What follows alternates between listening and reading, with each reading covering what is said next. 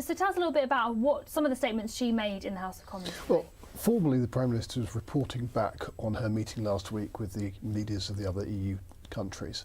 And so she told the House of Commons that she'd explained to those leaders that whilst she still sticks with her deal and she believes that the backstop arrangement is only going to be temporary, the MPs are not convinced that the Northern Irish backstop will be temporary, and they want further reassurances that it will be temporary and that it will not be used to trap Britain in the European Union.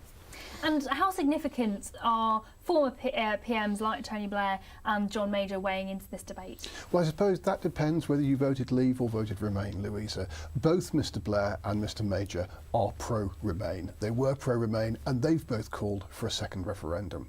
But the Prime Minister is absolutely adamant that she does not want a second referendum. She says that to do so would be to break faith with the British people. She says that that the people have voted in the first referendum, that there was no suggestion at that time that there would ever be a second referendum, and that on that basis there should not be one. She got some backing from that from a Conservative former Welsh Secretary today. Gerald Gillen said, look, the Electoral Commission says you shouldn't have a second referendum unless you've promised one in advance of the first. We really shouldn't do it. So what happens if the deal that she's brought back from the EU doesn't pass through the Commons? Does that automatically mean there'll be no deal, or are there other options? Well, that's the ultimatum that the Prime Minister is trying to face the House of Commons with, and that is why MPs think she's leaving the vote until the third week in January. But of course, MPs say there should be lots of other options. The Prime Minister's view is if you can confront them with a choice between her deal and no deal, they might be more likely to vote for her deal. They want a chance to look at other possibilities. She's delaying the vote and she's limiting the opportunity for that discussion to take place.